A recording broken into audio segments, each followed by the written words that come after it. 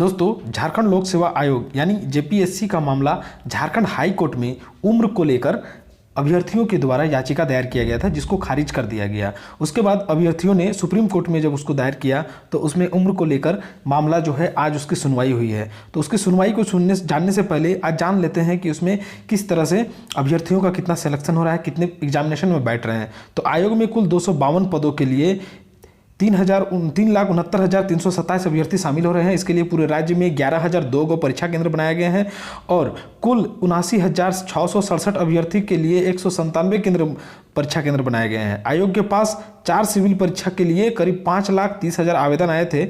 इसमें से करीब 1,64,000 आवेदन जो है वो रद्द कर दिए गए थे। तो मिली जानकारी के अनुसार सिर्फ अधूरा आवेदन मिलने के कारण करीब 1,40,700 आवेदन रद्द कर दिए गए थे। इसी प्रकार 24,400 आवेदन पेमेंट नहीं होने के कारण और करीब 244 आवेदन ओवर एज यानी एज लिमिट पार करने के कारण हो गया था। तो यही ओवर लिमिट एज के जो पार हो गया था उसकी वजह से फिर केस कर दिया गया था सुप्रीम कोर्ट में। तो चलिए देखते हैं उसका आज जो है क्या फैसला आया है, क्या जो प्रीलिम्स जो होने वाला है 19 सितंबर को, क्या ये इससे कोई प्रभावित होगा या नहीं होगा। तो जेपीएससी जो झारखंड लोक सेवा आयोग होता है, परीक्षा के कट ऑफ डेट के मामले में हाई कोर्ट के आदेश को चुनौती देते हुए सुप्रीम कोर्ट में दायर एसएलपी पर सुप्रीम कोर्ट में आज यानी सोमवार को सुनवाई हुई। सुप्रीम कोर्ट ने इस मामले में राज्य सरकार को नोटिस जारी करते हुए पूछा है कि जब 5 वर्षों तक जेपीएससी का 5 वर्षों तक जेपीएससी की परीक्षा हुई ही नहीं है तो वन टाइम अभ्यर्थियों को कट ऑफ डेट में क्यों छूट दे सकती है, क्यों आप छूट दे रहे हैं। सुप्रीम कोर्ट ने इस मामले की अगली सुनवाई जो है वो 21 सितंबर को रखी है। 21 सितंबर को रखी है।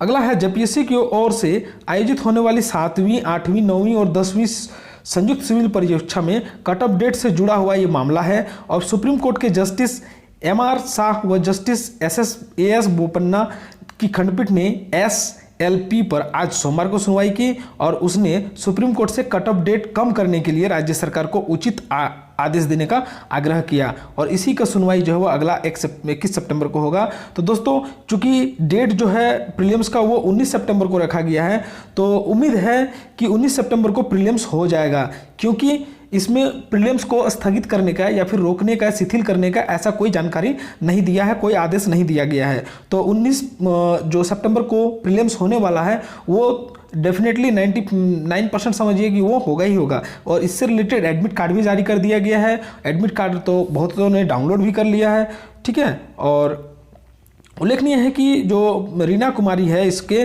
प्रार्थी में अमित कुमार वो अन्य की ओर से सुप्रीम कोर्ट में एसएलपी दायर झारखंड हाईकोर्ट के आदेश को जो है चुनौती दिया है और हाईकोर्ट ने राज्य सरकार की ओर से उम्र निर्धारण को सही मानते हुए अपील को जो है वो खारिज कर दिया था। जैसा कि मैंने अभी इस वीडियो के स्टार्टिंग में बताया।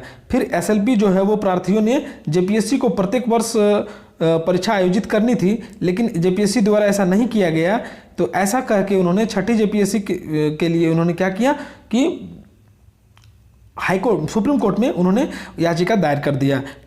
अब मामला देखते हैं क्या है कि जब विज्ञापन छठी जेपीएससी के लिए जब विज्ञापन निकाला गया था उसमें उम्र सीमा जो है वो 2011 के आधार पर गणना की जा रही थी, लेकिन 7वीं, 8वीं, 9वीं जेपीएससी के लिए कट ऑफ डेट 2016 कर दिया गया। इस कारण सैकड़ों अभ्यर्थी जो है वो जेपीएससी की इस परीक्षा में शामिल होने से वंचित हो रहे हैं। अभ्यर्थियों ने सुप्रीम कोर्ट के कट ऑफ डेट को कम करने के लिए राज्य सरकार को उचित आदेश देने का आग्रह ही किया है अभी। फिर है कि वरीय अधिवक्ता अजित कुमार ने अदालत से कहा है कि 21 वर्षों में जेपीएससी ने अभी तक सिर्फ 6 ही परीक्षाएं ली हैं, जैसा कि आप लोग सभी जानते हैं, और अब एक साथ 7वीं, 8वीं, 9वीं और 10वीं जो है वो संयुक्त परीक्षा ले रही है और उसके लिए उन्होंने कट ऑफ डेट जो है वो सिर्फ 5 वर्ष ही जारी किया है। और जो प्रारंभिक परीक्षा की डेट है वो तो 19 तारीख को निर्धारित किया गया है। एडमिट कार्ड भी आप लोगों ने बहुतों ने डाउनलोड कर लिया गया होगा। तो 19 तारीख को उम्मीद रखिए कि 19 सितंबर को आपका प्रीलिम्स का जो एग्जामिनेशन है वो होके ही रहेगा। 21 तारीख को भले ही उसका अगली सुनवाई का डेट रखा गया है। तो मिलते हैं फिर अगले वीडियो में और इस पर हमारी नज़र बनी हुई है। आप जो है हमारे चैनल पर अपडेट रहें, चैनल को सब्सक्राइब करें और सभी तक शेयर करें।